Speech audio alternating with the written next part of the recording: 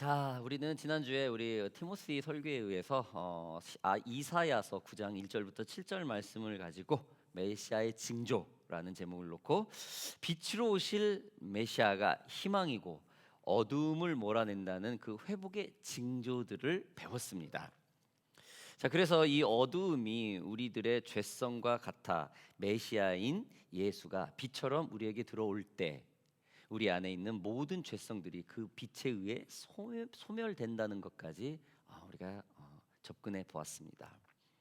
자, 오늘은 지난주 말씀에 이어서 이사야서 10장 1절로부터 7절 말씀을 가지고 모든 회복이라는 제목으로 함께 말씀을 나누겠습니다. 여러분, 우리는 지난 날보다 지난 과거보다 지금 현재 질이 더 좋고 윤택하고 좀 더 편리하게 살아가고 있습니다. 그렇죠? 급격히 세상이 발전을 하고 있기 때문에 한 달 전, 1년 전, 5년 전, 10년 전보다 굉장히 이게 좀 발달이 돼요. 굉장히 윤택해지죠. 세상은 이제 중고 제품이라는 것의 인기가 없어지기 시작합니다. 세상의 모든 건물 그리고 실내 장식 또한 모던이라는 것으로 다시 바뀌고 있습니다. 이렇게 좀 빈티지한 이런 것은 굉장히 이제 좀 퇴색해 가고 있죠. 식당에서는 음식을 주문할 때 QR 코드나 앱을 사용하여서 주문을 합니다. 그리고 그 주문한 음식은 바퀴가 달린 로봇가 갖다 주기도 하죠. 우리도 종종 식당에 가면 볼 수 있죠. 가깝게 우리 뉴잉턴만 가더라도 그렇죠. 타이 레스토랑 가면은 로봇가 음식을 가지고 와요. 공항은 어떻습니까? 공항에서도 안내 로봇가 있죠. 한국이나 중국, 일본은 뭐 말할 것도 없죠. 우리 삶에 이렇게 가장 많이 밀접해 있는 것이 무엇입니까? 바로 자동차입니다. 저희가 어렸을 때는 저 공상 만화에서나 어떤 상상을 할 수 있는 그런 만화에서나 볼 수 있는 그런 자율 운행, 손을 안 대고 그냥 할 수 있는 그런 운행이 지금 어떻게 됩니까? 현 시점에 와 있습니다. 우리 시선에, 우리 환경에 와 있습니다.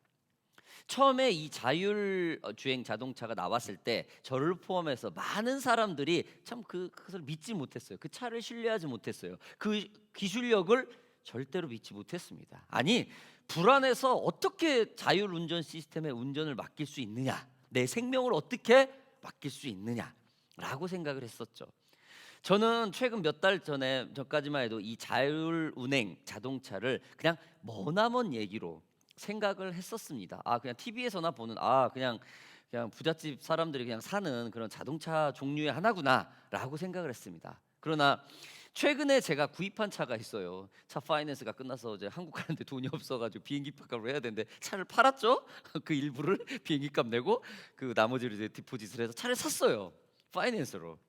몇 년짜리 해가지고 에너지 절약 차원에서 세미 하이브리드, 그러니까 풀 하이브리드가 아니라 세미 하이브리드, 조금만 하이브리드 용 어떤 좀 그런 변종이더라고요 요즘에는. 그리고 그렇게 해서 그걸 구입을 했죠. 물론 현재 고가 가격하는 뭐 그런 그런 차 종류는 그런 하이브리드는 아니에요. 거기에 그 차에 세미 자율 운행 시스템이 있습니다. 저도 그거 있고 얼마 전에 알았어요. 한 3주 전에 알았어요. 물론 이제 우리가 TV에서 보는 뭐 소개되어 있는 완전 자율운행 딱 놓고 잠자고 막 책 보고 이런 사람들 많더라고요. TV 보니까 그런 완전한 자율운행이 아니고 단 10초만 가요. 자율운행이 브레이크 페달 다 놓고 크루즈랑 다 놓고 딱 하면 자기가 차선을 그대로 바꿔요. 근데 10초 안에 핸들을 터치를 해줘야 돼요. 계속 10초마다 울려요. 그런 셈이 아무튼 단 10초를 계속 유지해서 하는 거지만 아무것도 하지 않고 그냥 차의 그 시스템에 맡겨서 그냥 내가 운전석에서 탄 그런 경험을 해보았습니다. 그래서 이 자율운행 시스템을 이용해서 장거리를 2번이나 갔다 왔었죠 최근에. 아무튼 이러한 차나 로봇을 만든 회사는 엔진이나 자동차를 만들었던 회사가 아닌 어떤 회사입니까? 배터리 회사예요. 200여 년의 기술의 노하우와 경력이 있는 그런 전통 있는 자동차 회사가 이 자율운행 자동차를 만든 게 아니라는 거예요. 이 자동차 회사에 그리고 로켓을 쏘는 그 회사에 아니면은 나사에 쓰는 그 배터리를 만드는 회사가 이 자율운행 시스템 자동차를 만들었다는 거예요. 이 배터리 회사는 처음에 기름으로 움직이는 차가 아닌 배터리로 차세대 에너지에 총력을 기울이는 대체 에너지 회사였다고 합니다. 그저 자동차나 우주 항공의 오더를 받아 파트인 배터리를 만드는 회사가 지금은 전 세계의 자동차의 개념을 터닝을 하고 있다는 거죠. 자동차의 개념, 우리가 가지고 있는, 우리가 악셀레터를 밟고 브레이크를 밟고 있는 일이 이게 자동차다라는 개념을 바꾸고 있다라는 거예요. 이러한 차는 그동안에 자동차를 만들 때 엔진과 기름 그리고 사람의 손으로 직접 작동을 해야 된다는 고정적인 관점을 모두 버려버리고 낮은 에너지에서도 움직일 수 있는 차를 만든다는 것에 목표를 두었다라는 거예요. 마치 전자계산기가 배터리 없이 그냥 일반 형광등 불빛, 이런 불빛에서 전기가 가능하죠. 제가 한 30년 전에 모토로라 총판에서 잠깐 일을 한 적이 있었어요. 한국에. 거기에서 모토로라 그때 30년 전에 모토로라에서 무배터리 저기 전자계산기에 나오는 그 있죠. 그 솔라, 그걸로 전화를 하는 게 시품이 되었었어요. 그때 당시에.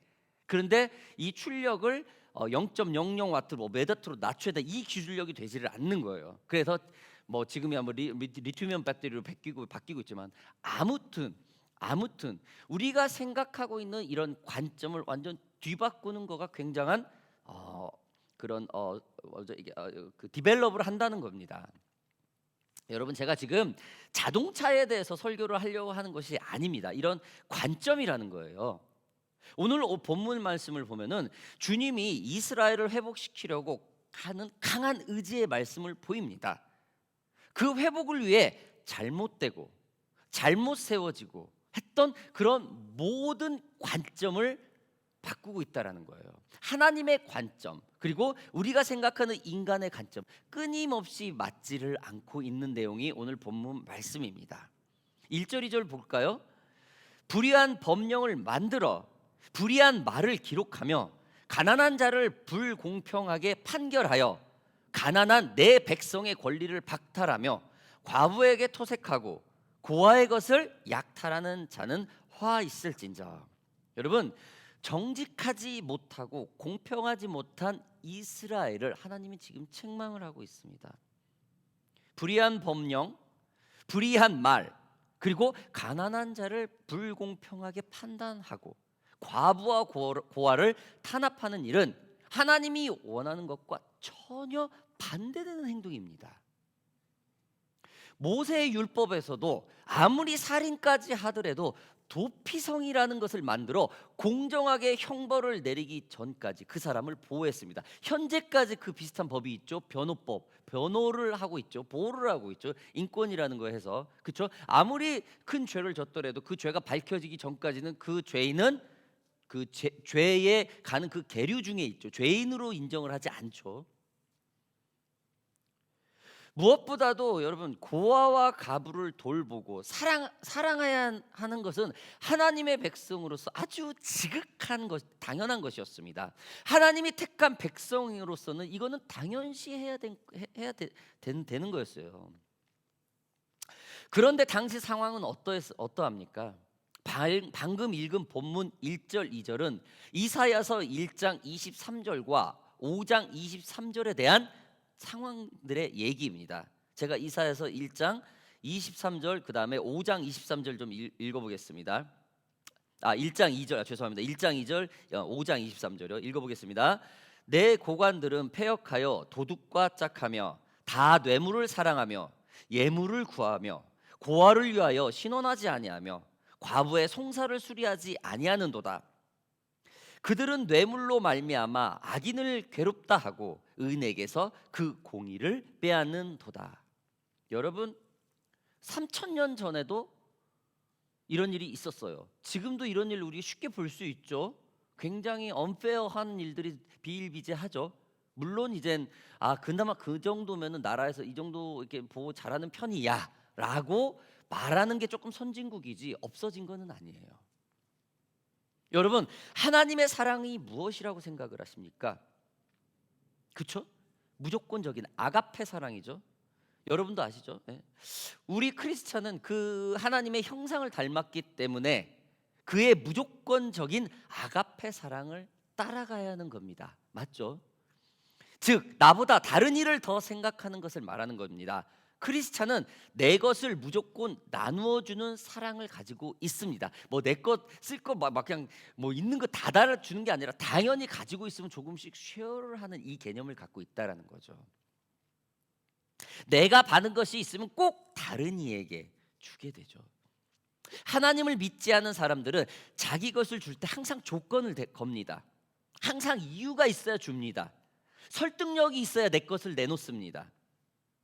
하나님께 구원의 은혜를 거저받은 우리들, 거저받았다는 그런 최고의 구원, 그 은혜, 여러분 그 은혜를 다른 이들에게 나눠야 되지 않겠습니까? 어떻습니까? 관점이 조금 바뀌어야 된다는 것이죠. 그러나 요즘 크리스찬은 어떻습니까? 교회에서도 비일비재하죠. 내 것을 내어줄 때 항상 이유가 있어야 되죠. 내가 왜 11조 해야 돼? 내가 왜 저기 가서 볼룬티어를 해야 돼? 내가 왜 오늘 식사당번을 해야 돼? 내가 왜 오늘 교회 백큐을 해야 돼? 항상 이유가 있어야 되죠. 크로스 그룹도 여기 있으니까 오늘은 당신 차례야 라고 설명을 해줘야 되죠. 그렇죠? 아무튼 여러분, 오늘 본문에서 이사야는 하나님의 형상을 닮은 이스라엘 민족이 하나님과 상당히 다른 관점을 가지고 있다는 거예요. 하나님과 상당히 멀어져 있다는 거예요. 이미 그런 관점에서 하나님은 굉장히 질책하고 있습니다. 그리고 적나라하게 이스라엘 민족에게 말씀하고 있습니다. 아주 예리하게 말씀합니다. 3절 4절 보겠습니다. 벌하시는 날과 멀리서 오는 환난 때에 너희가 어떻게 하려느냐? 누구에게로 도망하여 도움을 구하겠으며 너희의 영화를 어느 곳에 두려느냐? 포로된 자 아래에 굽으리며 죽임을 당한 자 아래에 엎드러질 따름이니라. 그럴지라도 여호와의 진노가 돌아서지 아니하며 그의 손이 여전히 퍼져 있으리라. 참 무섭죠, 여러분. 여러분, 하나님이 이렇게 적나라하고 날카로운 발언을 하는 것은 여러분 이 민족을 살리려고 하는 겁니다. 이 민족을 버리려고 하는 게 아닙니다. 이 민족을 끝내려고 하는 게 아니에요. 살리려고 합니다. 하나님이 이스라엘 민족을 버리려고 했다면 이런 말 할 필요도 없겠죠. 그렇죠? 바빌론 민족한테 이런 말 합니까? 아시리아 민족한테 이런 얘기를 합니까? 이방 민족한테 절대 하나님 음성 들려주지 않아요. 그냥 쓸어버리면 돼요. 그것도 단 한마디로 말입니다. 말씀 한마디로 그가 천지창조했던 것처럼 말 한마디로 그냥 쓸어버리면 끝나는 거예요. 왜 굳이 이렇게 하나님이 말이 많을까요? 이스라엘 민족한테, 하나님이 택한 민족한테 왜? 백성을 좀 살리고자 하는 거예요. 여러분, 하나님의 질책을 거부하지 마세요. 하나님이 우리를 살리려고 하는 것입니다. 여러분, 하나님의 시험을 원망하지 마세요. 우리에게 기회를 다시 주려고 하는 것입니다. 중요한 것은 하나님이 우리와 함께 한다는 것입니다. 왜? 모든 것을 회복시키기 위해서. 지금 하나님은 이사야를 통하여서 이스라엘 민족에게 하나님의 그 공의의 관점으로 말을 하고 있습니다. 그것도 예리하게 말입니다. 이것은 하나님이 이스라엘 민족을 모든 것을 다 회복시키고자 하는 발언이죠. 우리는 하나님을 믿고 살면서 때로는 말도 안 되는 황당한 상황들이 처해 있을 때가 비일비재합니다. 재정에 관한 어려움, 자녀들의 불순종, 부모나 부부 간의 갈등, 교인들과의 보이지 않는 긴장감, 사람과의 관계에서 벌어지는 올가미 같은 오해와 구설수 등등. 아무튼 이러한 일들이 있을 때 우리는 어떻게 해야 합니까? 어떻게 해야 할까요? 우리는 이러한 일이 있을 때 하나님께서 나에게 무엇을 말씀하고 있구나라고 생각을 해야 될 겁니다. 즉 기대해야 되는 관점을 가지고 있어야 되는 거예요. 이 세상의 시험은 끊임없이 우리에게 옵니다. 멈추지 않는 바닷가의 파도처럼.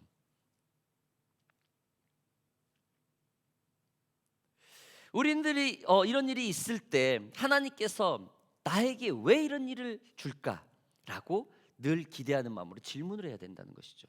우리가 하나님의 택함 받은 진짜 크리스찬이라면은 이럴 때 하나님 말씀 안에 내 자신이 보아야 됩니다. 하나님의 질책이 나의 모습의 거울이 돼야 된다는 거예요. 왜 이러한 상황이 있느냐고 원망하지 마세요.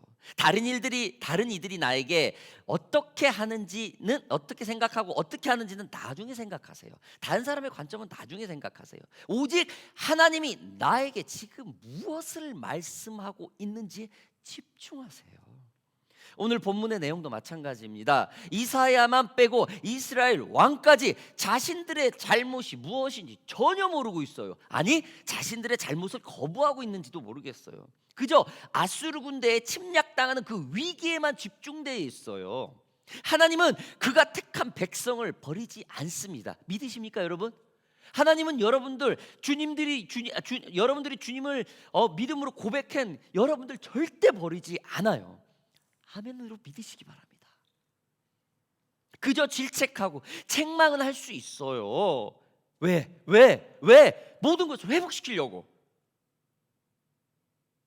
온전케 하시려고.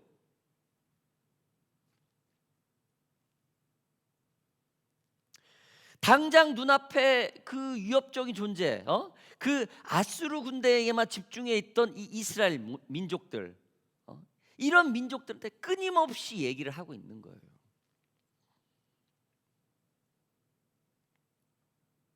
마지막 구절 좀 보겠습니다. 5절, 6절, 7절 제가 마지막으로 읽을게요. 아수르 사람은 화 있을진저 그는 내 진노의 막대기요 그 손의 몽둥이는 내 분노라. 내가 그를 보내어 경건하지 아니한 나라를 치게 하며 내가 그에게 명령하여 나를 노하게 한 백성을 쳐서 탈취하여 노략하게 하며 또 그들을 길거리에 지능같이 짓밟게 하려 하거니와 그의 뜻은 이같지 아니하며 그의 마음의 생각도 이같지 아니하고 다만 그의 마음은 허다한 나라를 파괴하며 멸절하려 하는도다.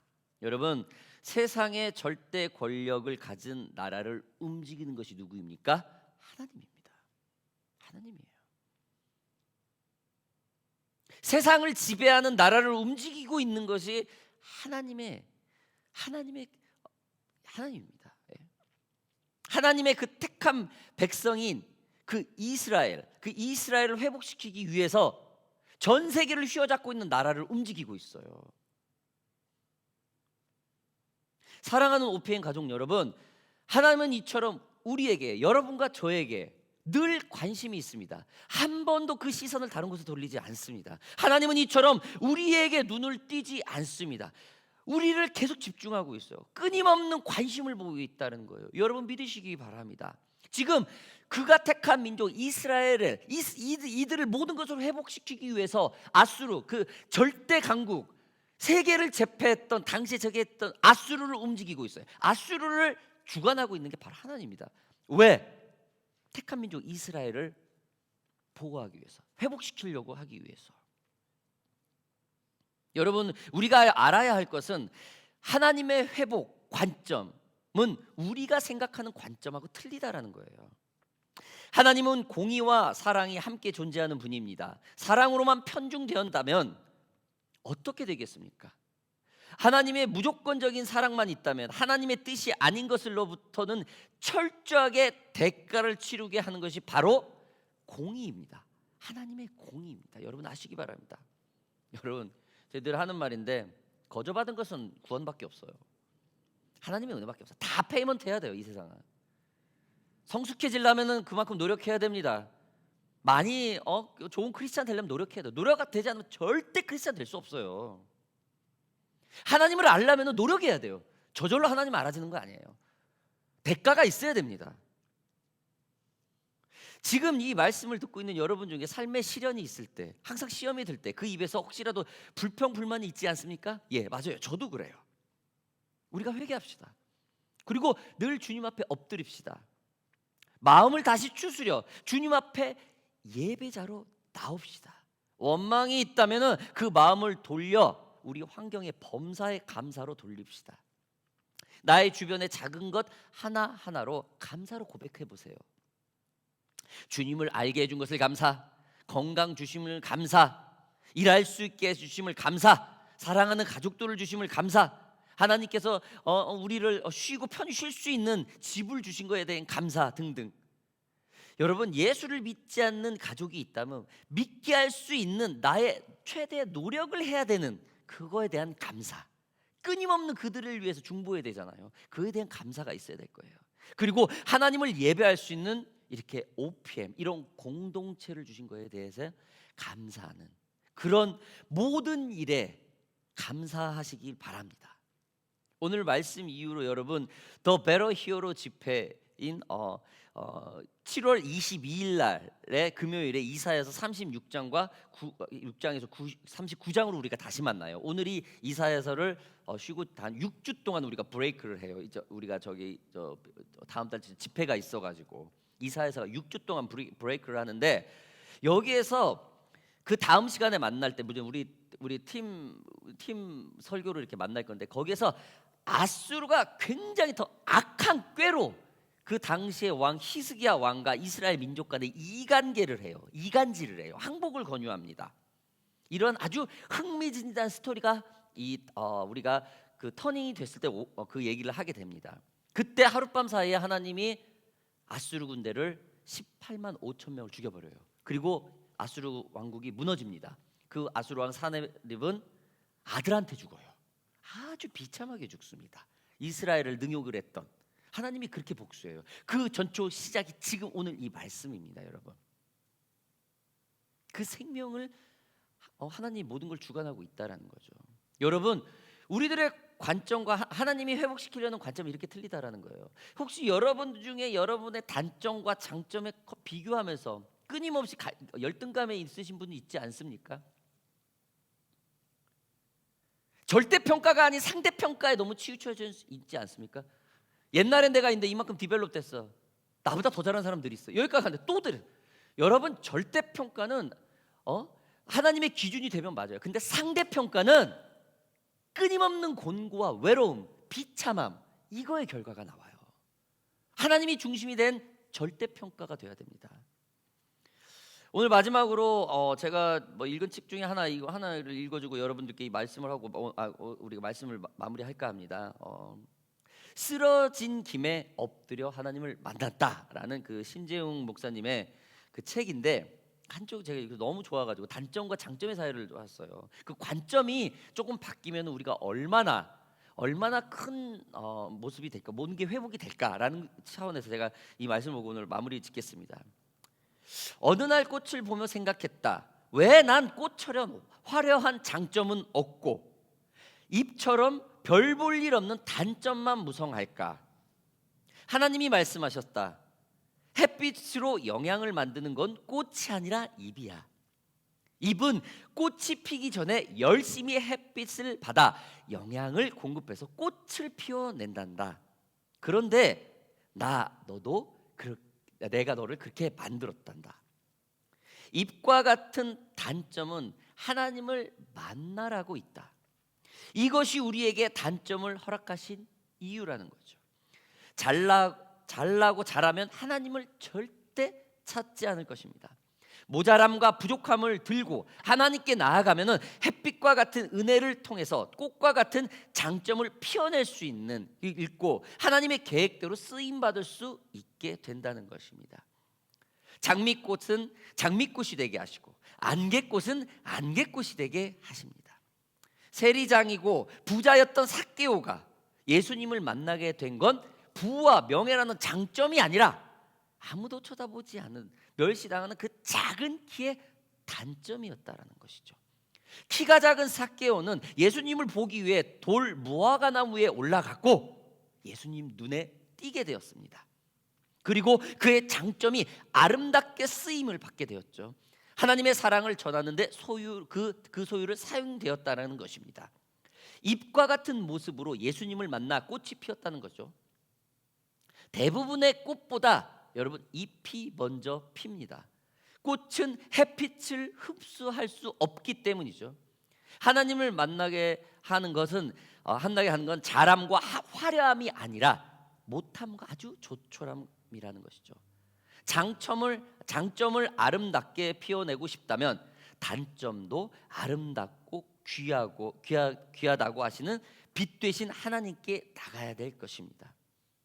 단점이라도 하나님을 만나게 하는 모습이라면 가장 최고의 장점이 될 수 있습니다. 많은 장점으로 잘 살고 화려하게 사는 것보다 많은 단점으로 하나님을 찾고 의지하는 것이 더 완전한 삶을 살 수 있기 때문입니다. 여러분, 잎과 같은 모습을 사랑하시고 이 꽃과 같은 모습을 사용하시는 하나님을 믿으시기 바랍니다. 이러한 관점, 여러분, 이러한 관점이 우리들을 모든 것을